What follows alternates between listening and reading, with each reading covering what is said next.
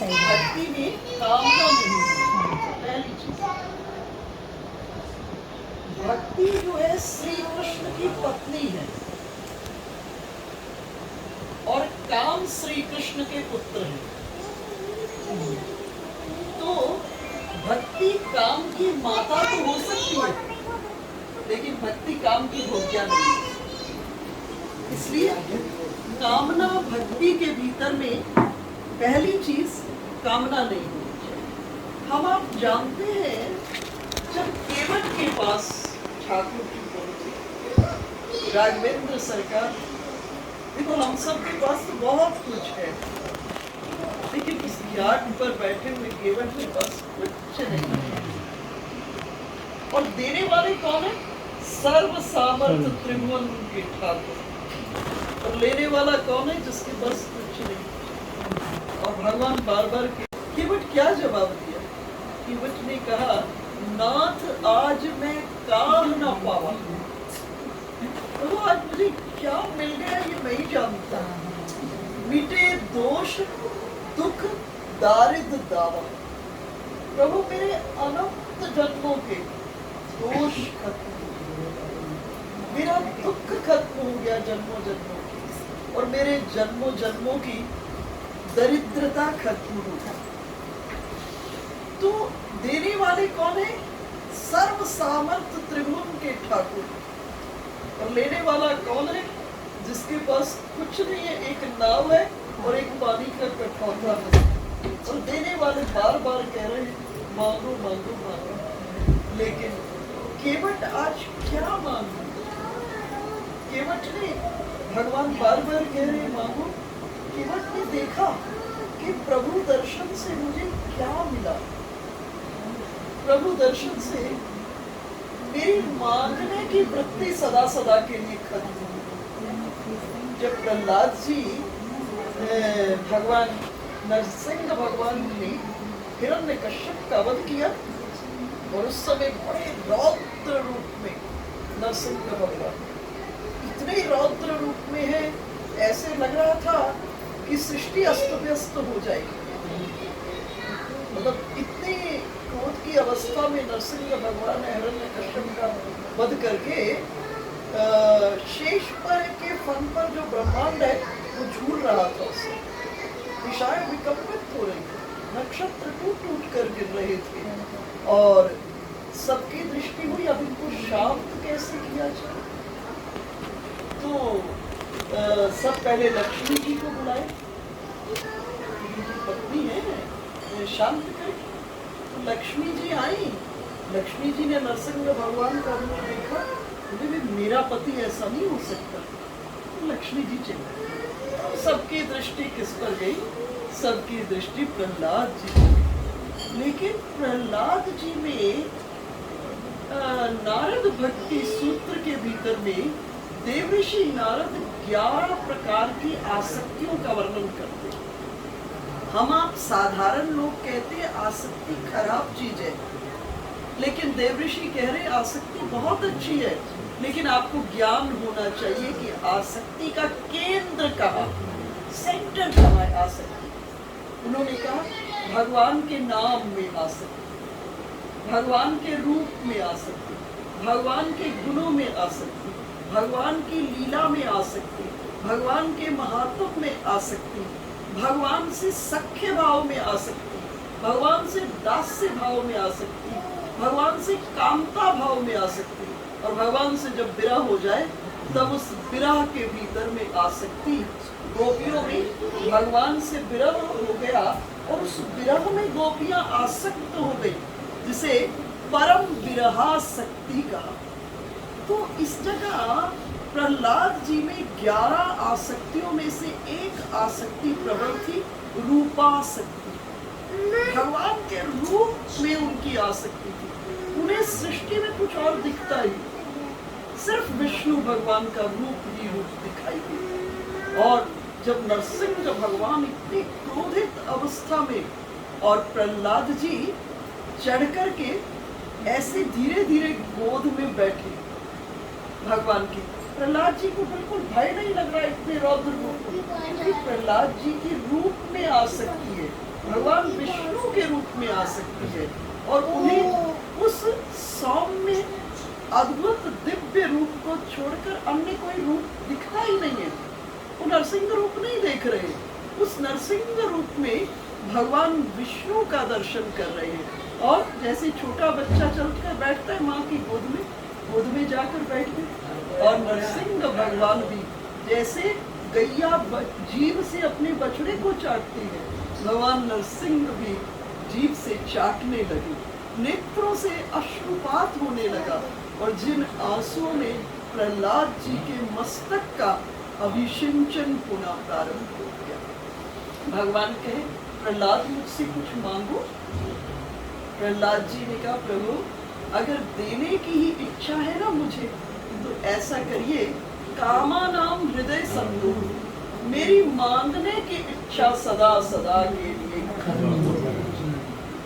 तो भक्ति के भीतर में पहली चीज है मांग नहीं होनी चाहिए, कामना नहीं होनी चाहिए। यहाँ तक बहुत ऊपर पहुंचकर कहा है कि प्रभु के दर्शन की भी कामना नहीं होनी चाहिए, क्योंकि भक्त के हृदय कुंज में तो प्रभु सदैव विराजते। हमारे ब्रज में कथा आती है कि संत लोग कठोर तपस्या करते हैं तो श्री कृष्ण दर्शन देने आते। जब दर्शन देने आते तो बाबा लोग संत लोग चिल्लाते, प्रभु जाओ जाओ जाओ। भगवान ने कहा, मैं बाबा जब जीव बहुत कठोर तप करता है, योग करता है, व्रत अनुष्ठान करता है, तब मैं जाता हूँ दर्शन देने के लिए। मैं दर्शन देने आया और आप कह रहे हो जाओ जाओ जाओ। बोले, प्रभु आप जाओ, आप नित्य हमारे हृदय सिंहासन पर विराजते हो, आपके बिना किशोरी जी को कितना कष्ट होगा, राधा रानी को कितना कष्ट होगा, इसलिए आप जाइए प्रिया जी के पास। अर्थात भक्ति जब सही स्वरूप में आएगी तो व्यक्तिगत सुख की कामना सदैव सदैव के लिए खत्म हो जाएगी। भक्त कभी भी व्यक्तिगत सुख की कामना नहीं करता। जिस समय कर्ण धराशायी पड़ा हुआ था, कथा से आप परिचित हो कि छल करके कर्ण के रथ का पहिया जब फंस गया कीचड़ में और कर्ण रथ से नीचे उतर कर इस चक्के को निकाल रहे थे। जब चक्के को निकाल रहे थे भगवान अर्जुन को बोले, कर्ण को बांध। अर्जुन ने कहा, प्रभु ये युद्ध के नियमों के विपरीत है। भगवान ने कहा, मेरे आदेश का पालन करो। जिस समय 7 अतिरथियों और महारथियों ने मिलकर के अभिमन्यु को चक्रव्यूह के भीतर में चक्रव्यूह के भीतर में खत्म कर दिया था, तो युद्ध के नियमों का उनको भी ज्ञान था। मेरी आज्ञा का पालन करो। अर्जुन ने भगवान की आज्ञा का पालन किया और अर्जुन ने बाण संधान किया। कर्ण भूमि पर गिर गए। अब जब कर्ण भूमि पर गिर गए, अब कृष्ण जोर जोर से रोना प्रारंभ कर दिया। अर्जुन ने कहा, प्रभु ये क्या कर रहे हो? अभी तो छल करके मुझसे कर्ण को बाण मरवा दिया और अब इस तरह से भाव विभ्वल होकर के आप रो रहे हो।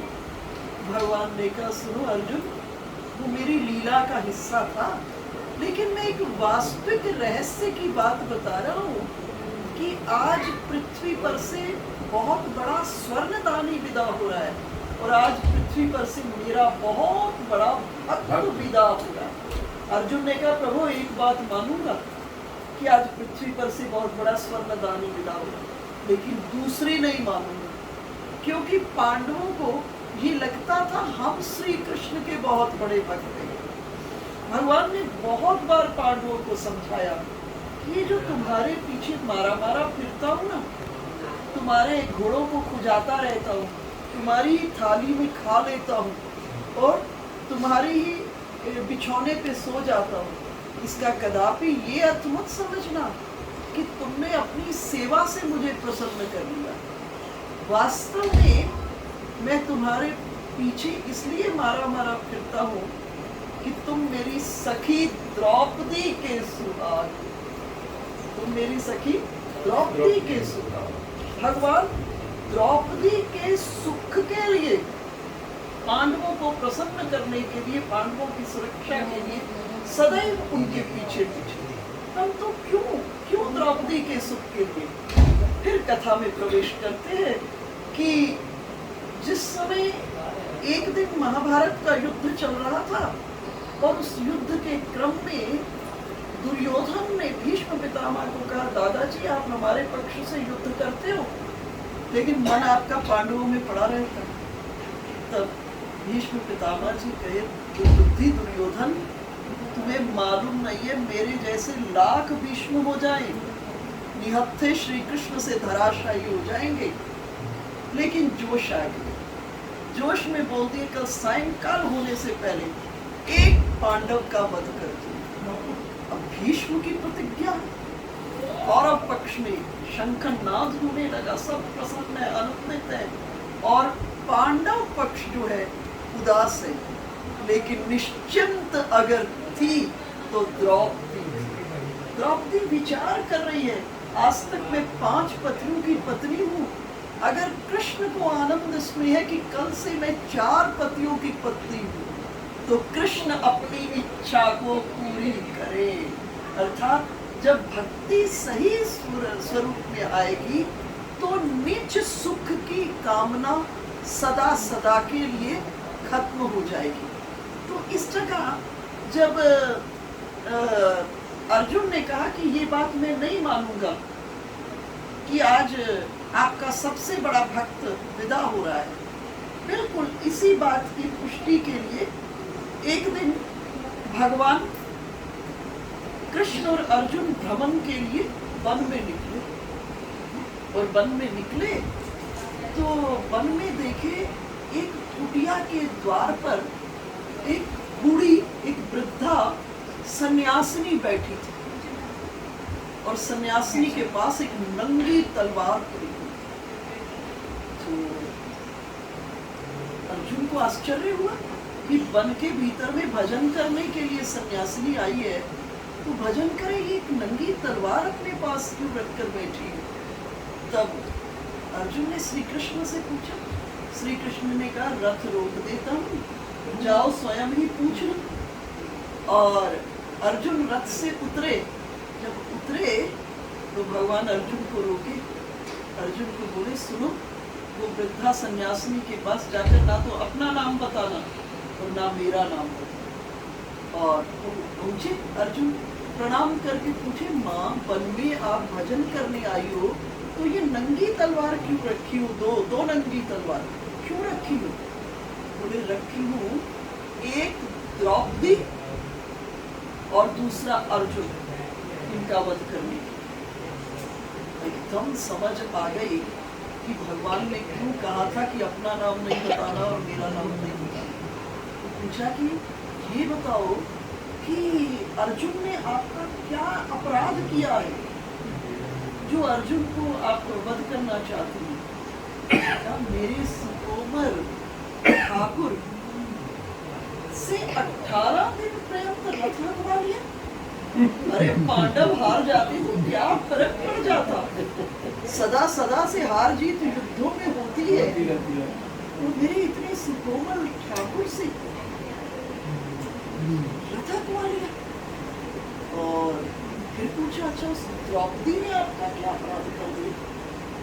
द्रौपदी, अरे उस समय मेरे ठाकुर अभी भोजन करने के लिए थाली पर बैठे ही थे, अभी प्रथम ग्रास को उठाए ही थे और द्रौपदी ने श्री कृष्ण को पुकार दिया।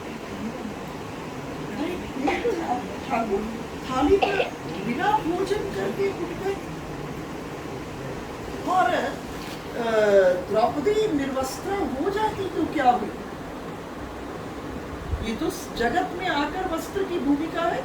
जन्म सभी ऐसे ही लेते हैं, मृत्यु के समय में सब ऐसे होते हैं, क्या फर्क पड़ जाता? और उस समय आगे तो उस समय अर्जुन को एक बात समझ आई कि भगवान ने तो भक्त वात्सल्यता निभाई, लेकिन हमने प्रीति की रीति नहीं जानी। प्रेम अपनी क्लाइमैक्स में, चरम सीमा में कब होता है कि जब जिससे हम प्रेम करते हैं अपने सर्वस्व सुख को उसको समर्पित करना चाहते हैं। भगवान गोपियों से इतना प्रेम क्यों करते हैं? इसलिए करते हैं कि गोपियां अगर अपने देह का श्रृंगार भी करती हैं तो निज सुख के लिए नहीं करती हैं, वो अपना श्रृंगार भी इसलिए करती हैं कि उनको सुंदर देख करके श्री कृष्ण को अच्छा लगे। उनके जीवन की जितनी चेष्टाएं हैं, जितनी चेष्टाएं, वो सभी की सभी श्री कृष्ण की प्रसन्नता के लिए। तो भक्ति में पहली चीज कामना नहीं। अब दूसरी शब्द आया, दूसरे अर्थ पर आते हैं कि भक्ति का अर्थ क्या है। भक्ति का अर्थ है संस्कृत की भज धातु से निष्पत्त शब्द है, जिसका अर्थ है सेवा करना। प्रश्न उठा, किसकी सेवा करनी? बोले भगवान की सेवा करनी। तो पूछे फिर भगवान को कहाँ ढूंढने जाएंगे सेवा करने के लिए? भगवान को कहाँ ढूंढने जाएंगे सेवा करने के लिए? तो कहे भगवान को ढूंढने के लिए कहीं जाने की जरूरत नहीं है। इस बात का सुंदर वर्णन रामायण के अंदर हनुमान जी कर रहे हैं। जिस समय दंडकारण्य में राघवेंद्र सरकार के साथ हनुमान जी का मिलन होता है। हनुमान जी अपने वेश को बदल करके ब्राह्मण के वेश में श्री राम के पास वन में पहुंचते हैं और श्री राम से कहते हैं आप अपना परिचय दो।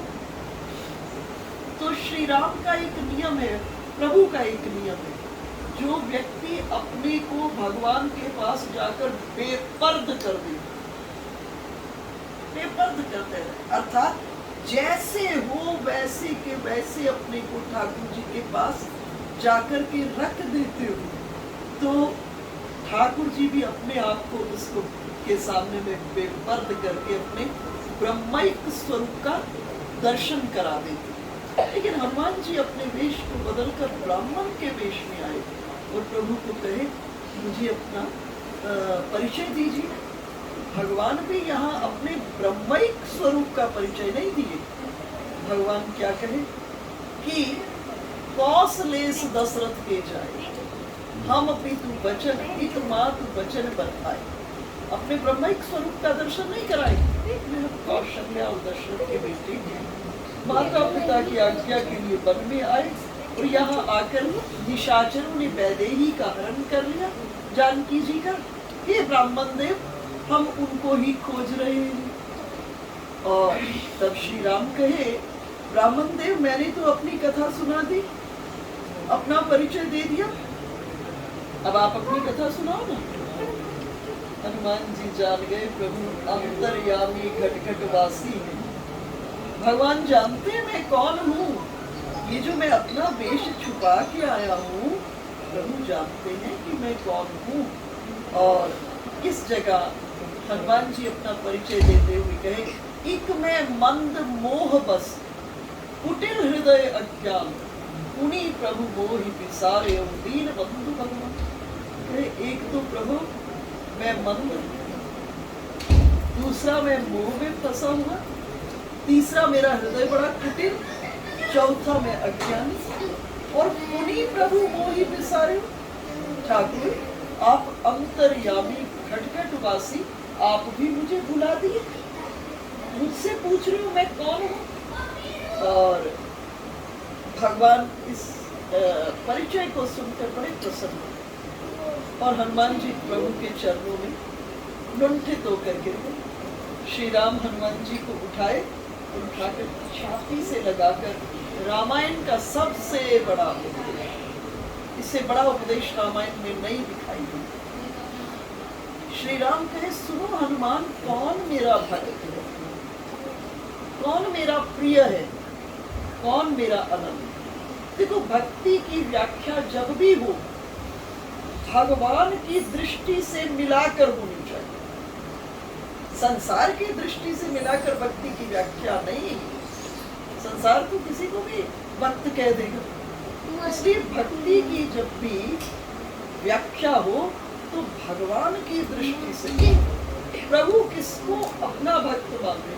अब आप विचार कीजिए, हम जितने बैठे हैं, अगर उस समय में हम होते, श्री कृष्ण के समय में, और हमको निर्णय लेना होता सजना कसाई के बारे में, तो हम लोग तो ना सजना कसाई को भक्त कहते, हम तो उसकी दुकान के पास से ना गुजरते, लेकिन ठाकुर सजना को भक्त कहते। इसलिए भक्ति की व्याख्या जब भी हो भगवान की दृष्टि से करा। हम आप अगर को हमको निर्णय करने के लिए कहा होता सजना के बारे में, तो हम नहीं सजना को भक्त कहते, हम सोचते ये मांस बेचने वाला और ये भक्त, कहाँ हम कर पाते नहीं। लेकिन ठाकुर जी कह रहे हैं सजना मेरा बहुत प्रिय है, मेरा परम भक्त है। क्यों? क्योंकि ये कर्म तो किसी पूर्व प्रारब्ध के कारण। आज जो जितने हम बैठे हैं, कई जन्मों के हिसाब किताब, बहुत से ऐसे कर्म होंगे जो बिल्कुल करना नहीं चाहते हो, करने पड़ेंगे, क्योंकि जब तक बैलेंस नील नहीं होगा तब तक यहाँ से जाने की गुंजाइश। साधारण व्यक्ति पाप से डरता है, महात्मा पुण्य से डरता है, क्योंकि पुण्य में बंधन है। जब तक ये बैलेंस जीरो नहीं होगा, यहाँ से जाने की गुंजाइश। बार बार पुनरपि जन्मम पुनः, बार बार आना पड़ेगा संसार। तो ठाकुर कह रहे मुझे तो बड़ा आनंद आता है पूर्व जन्म का कोई कर्म, लेकिन ठाकुर जी आनंद ले रहे हैं शालीग्राम रूप में। इसके पास बटखरा कोई नहीं है, शालीग्राम जी कोई रखा हुआ, ठाकुर जी उसी में तोलता है। ठाकुर जी के और मुंह पर हर वक्त नाम, हृदय में हर वक्त नाम। ठाकुर जी कहते हो मुंह पर नाम, हृदय में नाम, और उसके उस तराजू के भीतर में जो मुझे झूला मिलता रहता है, इतना प्रेम रस से भरा हुआ। भगवान ने श्री कृष्ण से पूछा, भक्तों ने, ठाकुर आजकल दिखाई नहीं देते हो, कहाँ रहते हो? भगवान ने कहा बड़ी मुश्किल में पड़ गया। जी क्या बात होगी? और एक मेरा भक्त है, उसको मेरे नाम का व्यसन हो। जगत में छोटी मोटी चीजों का व्यसन है, तो प्रभु के नाम का व्यसन है। जब प्रभु आप क्या करते हो? बोले इतना नाम में डूब जाता है, उसे ध्यान ही नहीं रहता। कभी तो ग्राहक को ज्यादा तोल देता है, कभी कम तोल देता है। बोले आप क्या करते हो? बोले जब ज्यादा तोल देता है तो घर वालों को कम पैसा देते ही घर वाला मारता है, और जब ग्राहक को कम तोल देता है तो ग्राहक मारता है। आप क्या करते हो? बोले मैं तो उसके तराजू पर बैठा उसका हिसाब किताब भी मिलाता रहे, किलो से आधा किलो करता है। देखो वो त्रिभुवन के। तो अगर हमको डिसाइड करना हो तो हम नहीं मानते। इसलिए भक्ति की जो व्याख्या है सदैव भगवान की दृष्टि से मिलाकर के होनी चाहिए। भगवान किसी अपना भक्त माने। तो इस जगह श्री राम हनुमान जी को उपदेश छाती से लगा करके, सुनो हनुमान, कौन मेरा प्रिय है, कौन मेरा अनन्य है। हनुमान जी को कहे, सो अनन्य जाके असी मति न टरई हनुमंत, मैं सेवक सचराचर रूप स्वामी। बोले मेरा वो प्रिय है, मेरा वो अनन्य है, जिसकी मति, जिसकी बुद्धि किसी भी सिचुएशन में, वो अनुकूल परिस्थिति हो, वो प्रतिकूल परिस्थिति हो, इस बात से बिल्कुल भी हिले नहीं कि प्रभु मैं तो आपका सेवक हूँ और ये सारा संसार आपका रूप है।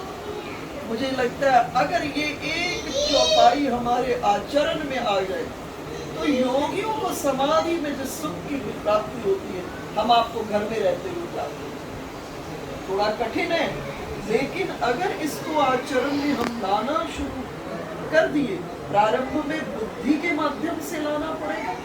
इस चौपाई का चिंतन कर करके बुद्धि में ला करके इसको लाना पड़ेगा, लेकिन बुद्धि में ला करके जब अंतःकरण से रस प्रकट हो जाएगा, फिर हमको प्रयास नहीं करना पड़ेगा, फिर स्वतः ही हो जाएगा।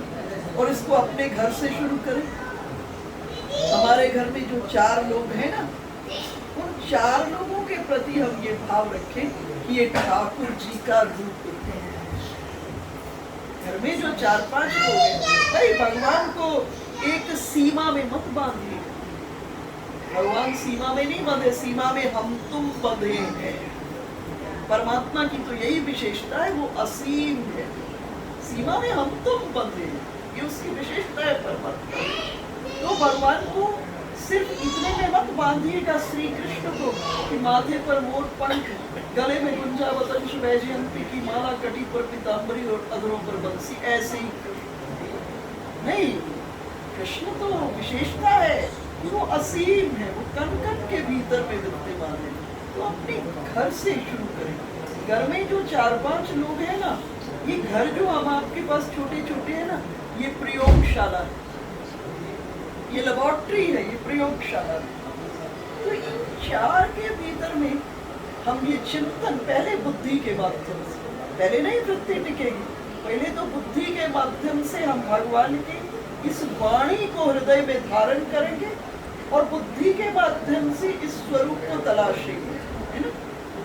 और मैं कई ऐसे लोगों को, बड़े लोग को देखती, बहुत भजन करते हैं, लेकिन घर में उनका व्यवहार ठीक नहीं दिखाई देता।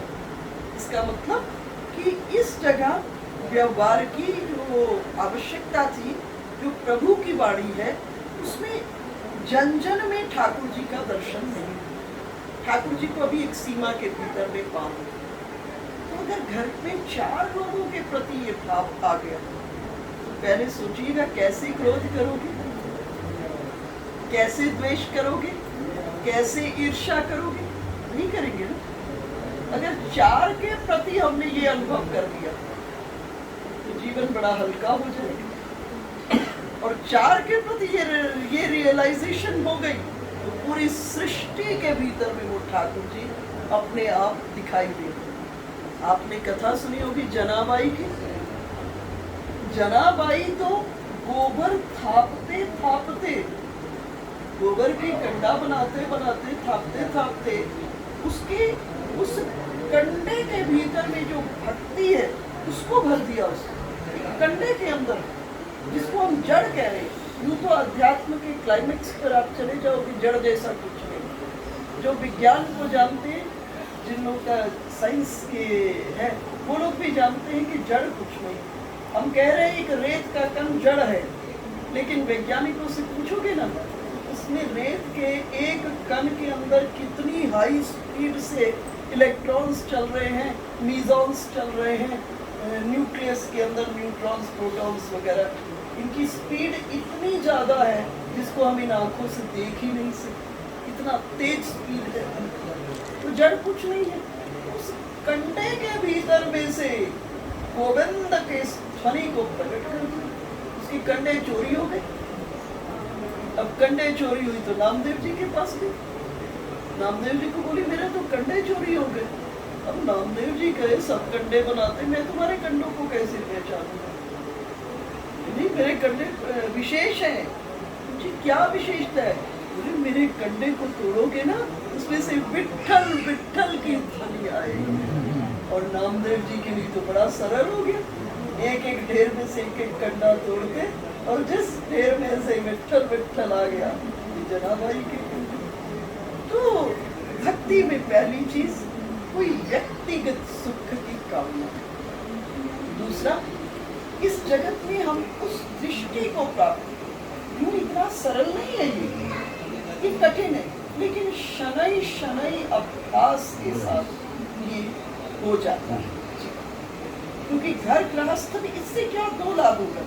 आपका जो गृहस्थ है बहुत सुंदर हो जाए, बहुत सुंदर हो जाए। देखो ये जो 2 आंखें हैं ना, ये देखने में 2 है, लेकिन संसार में कई गुना हो जाती है। जो प्रेम करता है उसके प्रति आंखें कुछ और हो जाती है, जिससे जरा सा हल्का सा मन में ईर्ष्या द्वेष आता है उसके प्रति कुछ और हो जाती है, आंखें हो जाती है। ये दो नहीं रहती, ये बहुत गुना मल्टीप्लाई हो जाती है।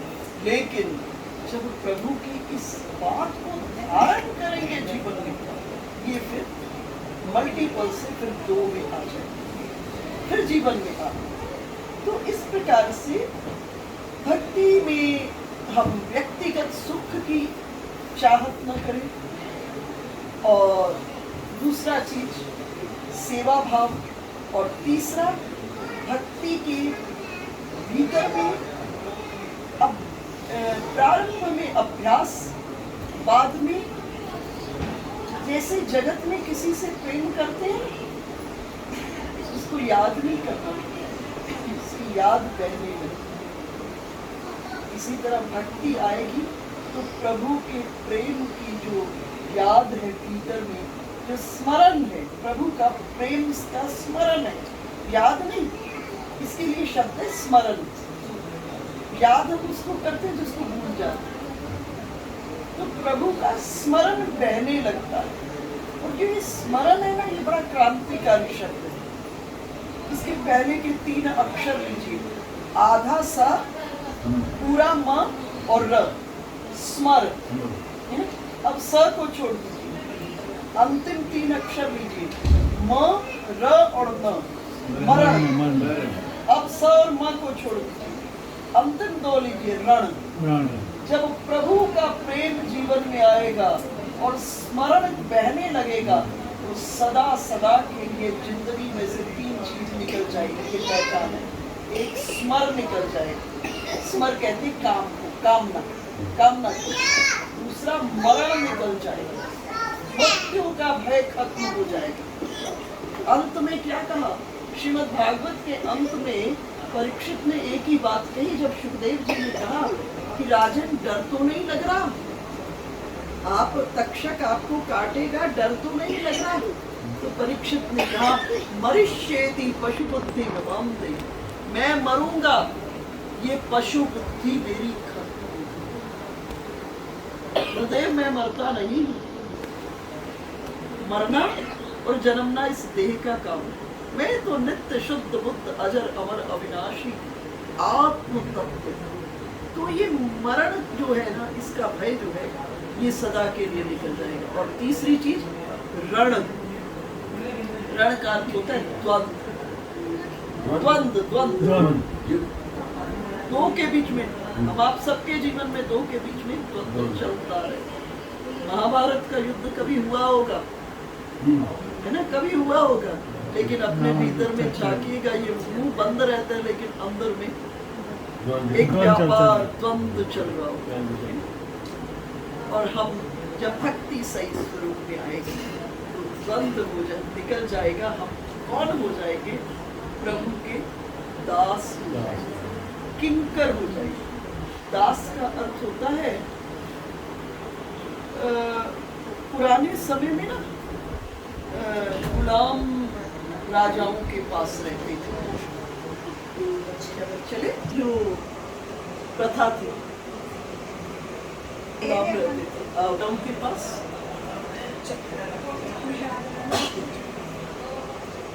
तो किसी ने लाकर एक राजा को एक गुलाम भेंट कर दिया। तो राजा ने गुलाम से पूछा, ये बताओ, आने के बाद पूछा क्या खाना चाहोगे? गुलाम ने कहा महाराज मेरी क्या मर्जी, जो खिला दोगे खा दूंगा। तो फिर राजा ने पूछा ये बताओ क्या पहनना चाहोगे? क्या महाराज मेरी क्या इच्छा, जो आप पहना दोगे वो मैं पहन लूंगा। फिर उसके बाद गुलाम ने पूछा, राजा ने पूछा गुलाम से कि आप क्या करना चाहोगे? मेरी इच्छा क्या है, आप किश देंगे वो मैं करूंगा। तो जब ये कहा तो राजा नाचना प्रारंभ किया। राजा ने कहा तुम गुलाम नहीं हो सकते, मुझे ऐसे लगता है तुमने मुझे गुलाम बना दिया। और आज तुमसे मुझे एक बहुत बड़ी शिक्षा मिली, अगर मैं ऐसे ही प्रभु को हर बात में जवाब दे दूंगा तो त्रिभुवन के ठाकुर मेरे पर बंधन में आपने देना है, उनको दे दो ना। मेरे बंधन में बस जो आएगा वो दे दो। प्रभु की रूप माधुरी, प्रभु की लीला माधुरी, प्रभु के महात्म का बस हम चिंतन करते रहेंगे। अपने आप प्रभु के दिव्य उदार गुण हमारे भीतर में आना और वो भक्ति हमको परम आनंद, परम रस और इसके बाद होगा क्या? उसके बाद ये होगा कि संसार में विश्राम नहीं करेंगे, आपका विश्राम करते हैं ठाकुर। अब ठाकुर जी में ही, ठाकुर जी में ही संसार में रहना जो प्रभु ने व्यवस्था लिखी है वो रहेगा, लेकिन संसार में रमण करने का उत्साह खत्म हो जाएगा। न रमते नोत्साही भवति न लभते। तो बस इस प्रकार से जय जय श्री राम, जय जय श्री राम, जय जय श्री राम।